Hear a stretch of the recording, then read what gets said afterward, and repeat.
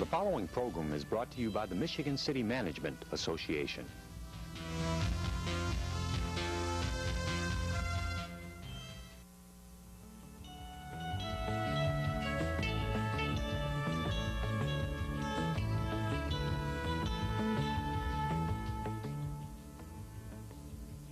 Business people have been convinced for many years that professional managers are essential to their organizations.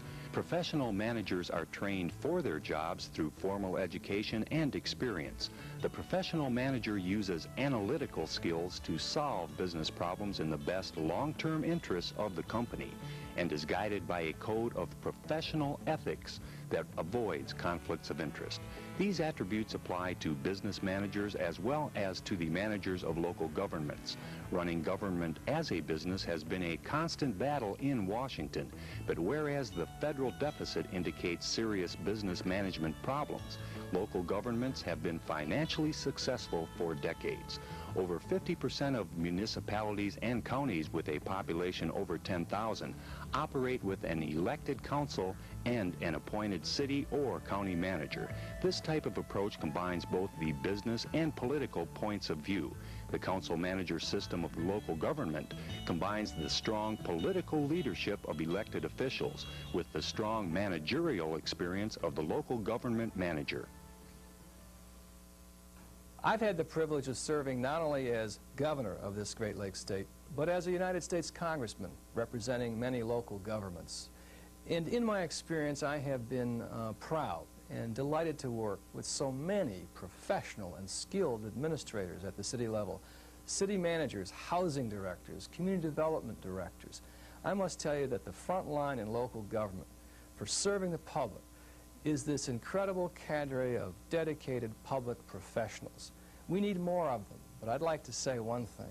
Thanks for making Michigan the state of the future. The council manager government has a direct parallel to a business organization. The mayor is the chairman of the board.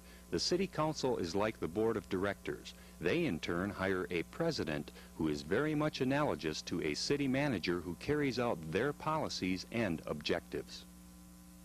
Well, the thought behind this form of government is that local citizens want services, and those services are not really partisan, nor are they political in nature. The citizens just want a good job done.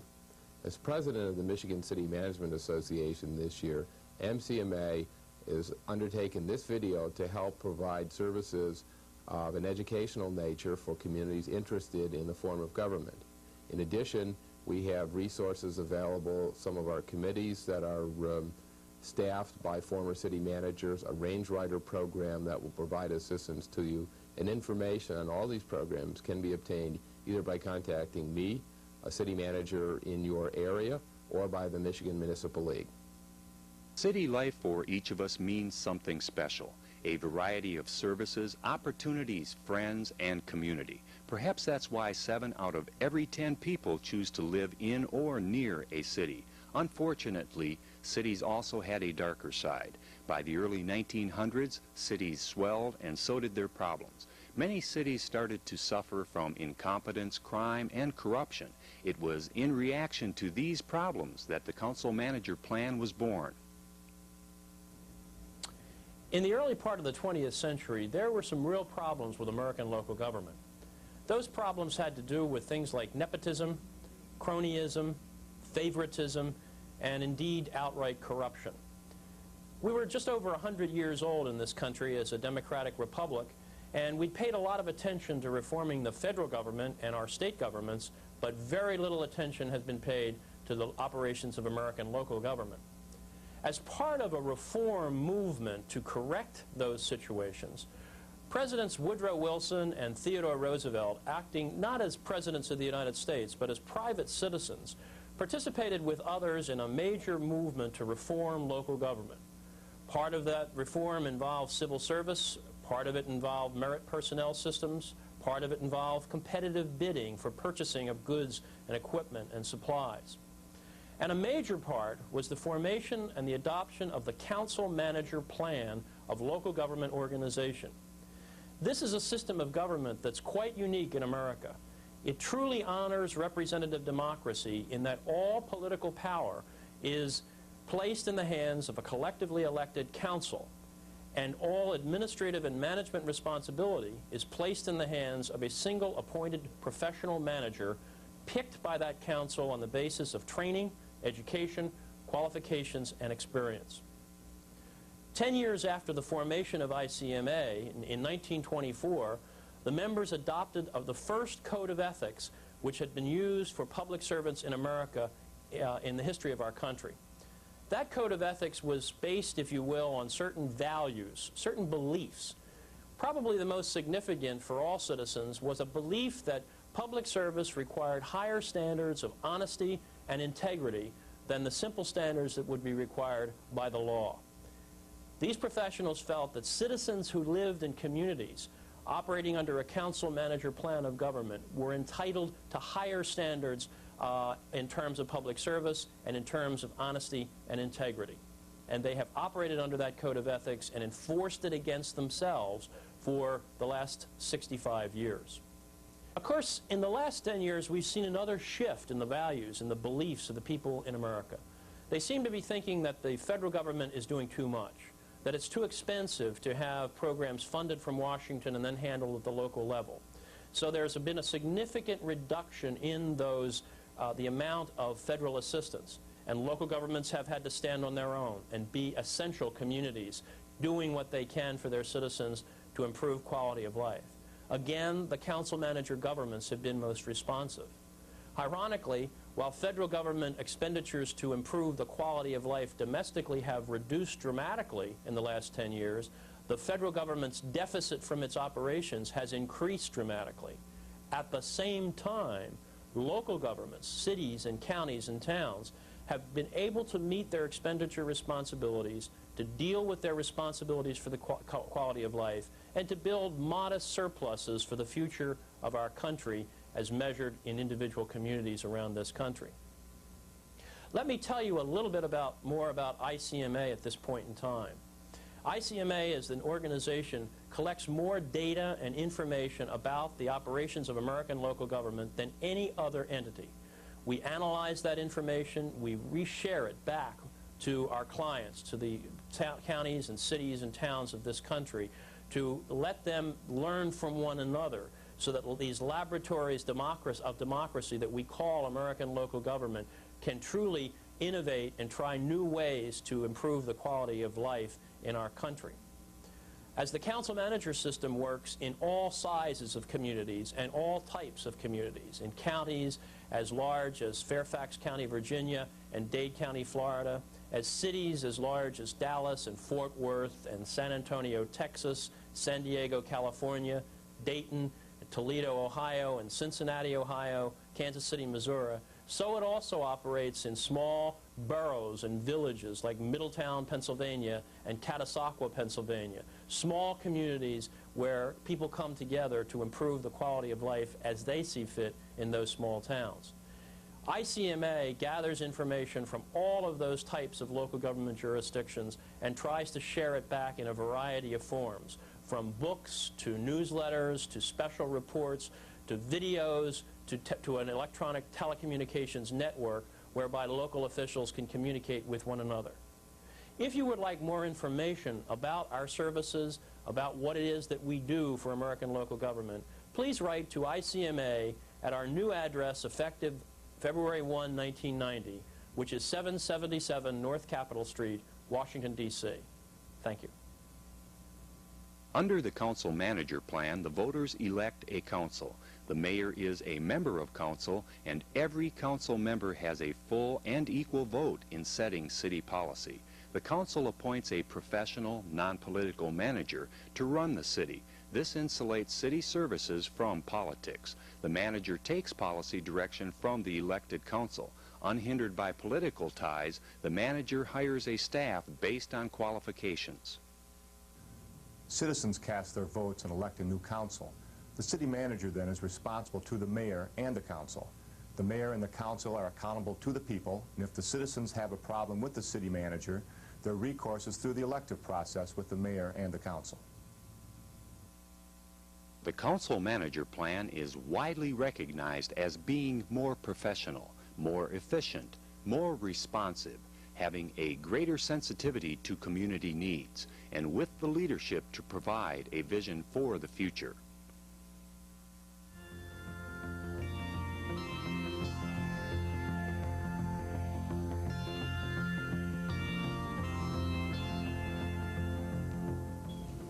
One of the nice things about the city management profession is the opportunity to provide well-trained, highly skilled individuals who are able to assist in the day-to-day operations of our local municipal governments.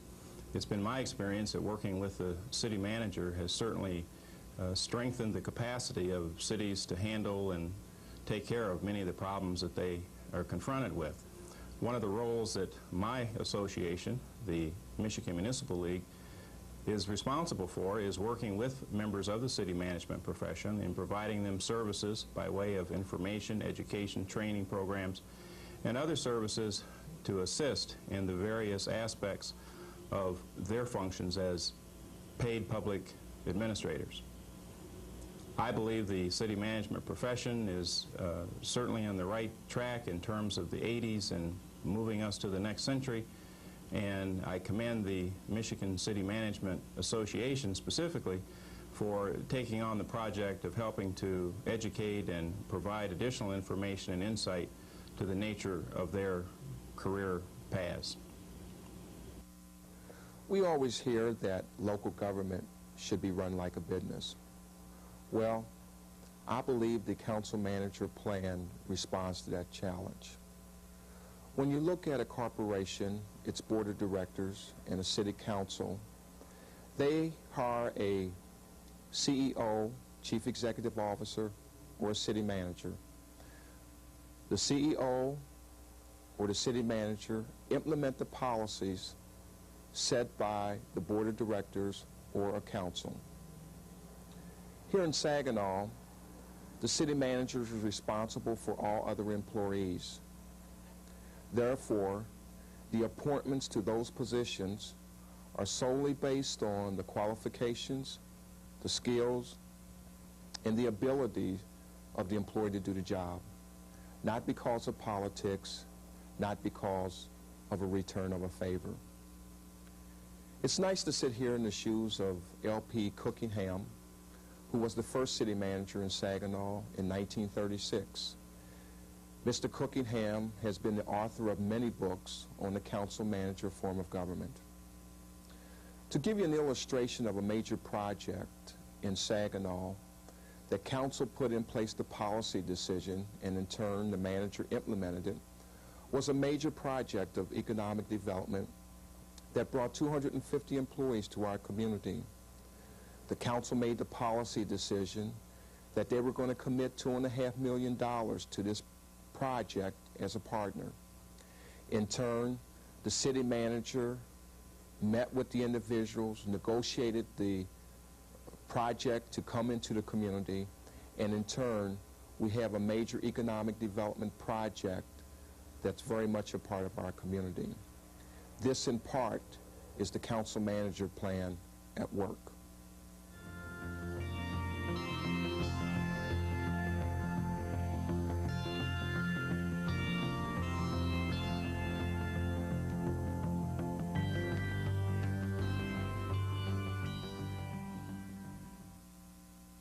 The council manager form of government works because it combines response and responsibility. The Oak Park Council establishes policies that respond to the needs of our residents. The city manager has the responsibility of putting these policies into effective action. Our ongoing street improvement program is an excellent example of how well the system works for us. City Council's response several years ago to chronic repair problems on our 86 miles of city streets was to adopt a policy of permanent, community-wide upgrading of all roads. We opted for this approach as opposed to stopgap maintenance because of public opinion. The manager became responsible for developing a program to best carry out this policy. Under his direction, a block-by-block survey was conducted, and sections of streets were earmarked for varying levels of repair, many for total replacement. Areas were prioritized according to need. Similarly, the manager directed development of a plan to finance the decade-long program. Now, as the program is carried out year by year and area by area, our administration schedules contracts and closely oversees each component project. Council, meanwhile, monitors citizens' input and shapes individual project policy. Oak Park residents receive maximum efficiency of service because of this kind of teamwork.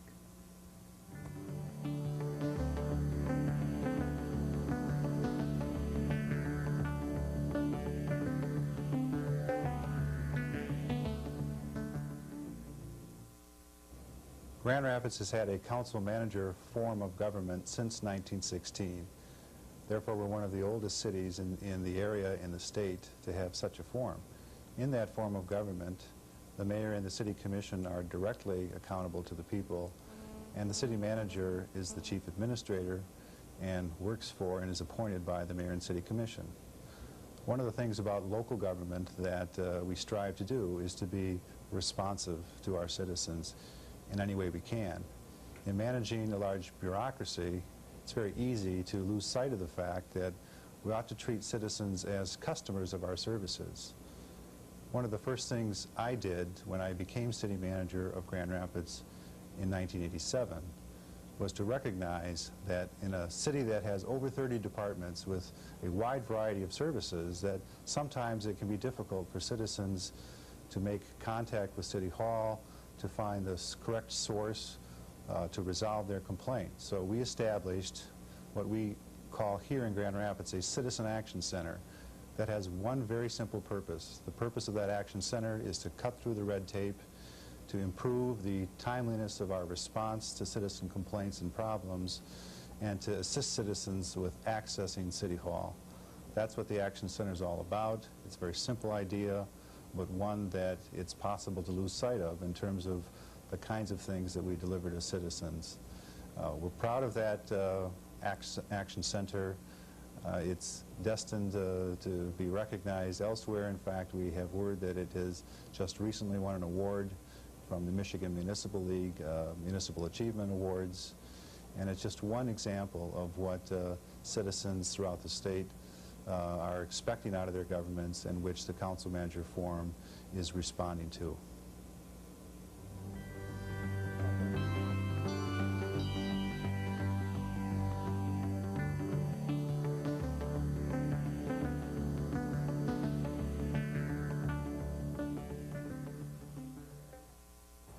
Being in city government is a great experience. It's exciting.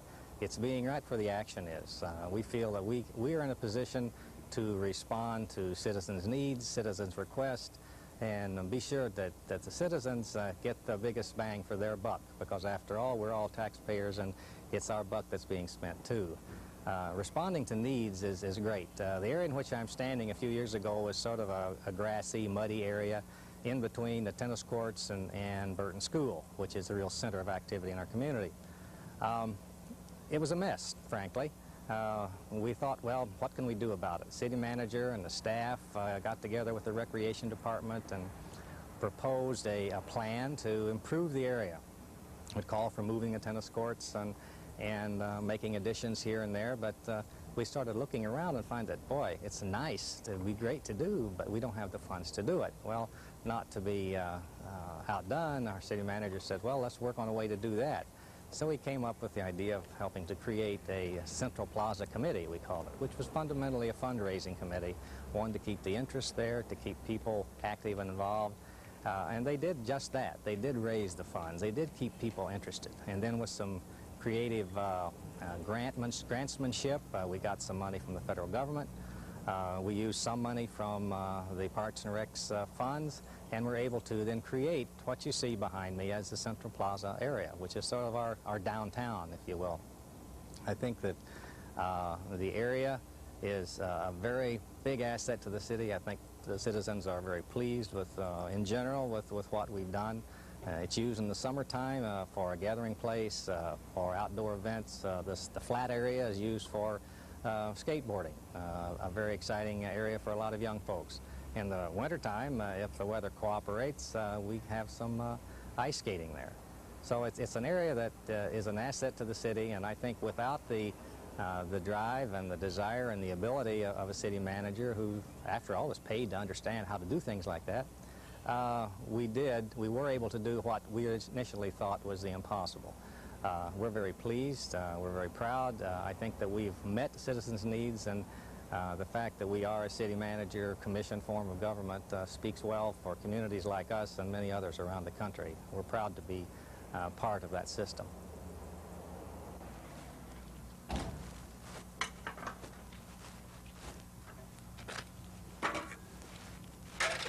One of the fun things about working for local government is meeting the community needs. In our case, there's a real interest in our community in protecting the environment, and working together with our Citizens Committee, we're able to set up a little recycling center here at City Hall in our Public Works yard. This center has won several national awards, including the Governmental Recycler of the Year for 1989.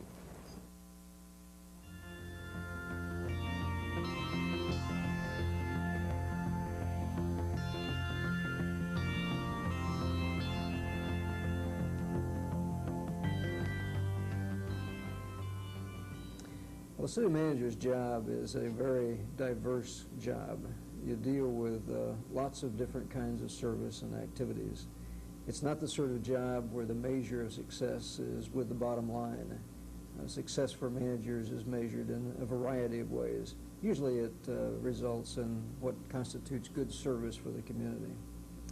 One of the more challenging aspects of the job, I think, is trying to effectuate redevelopment opportunities for older suburban cities like Royal Oak. We recently had an experience with a theater project. We acquired an old theater downtown that had been built in the 1920s and had fallen into a real state of disrepair. We acquired it because we were concerned about what alternative uses might be present in the theater. So we acquired it not knowing for sure what we'd do with it, but we wanted to have control of the property.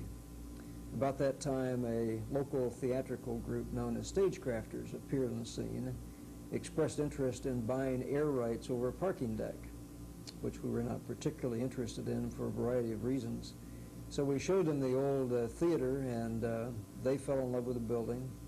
And through a reduced price from the city, some state grants, and sweat equity, they've restored that building into a beautiful theater for their plays and musical productions now. So that's kind of a project where you feel you've done something positive in terms of redeveloping downtown, plus you've helped a nonprofit theatrical group bring some cultural amenities to the community.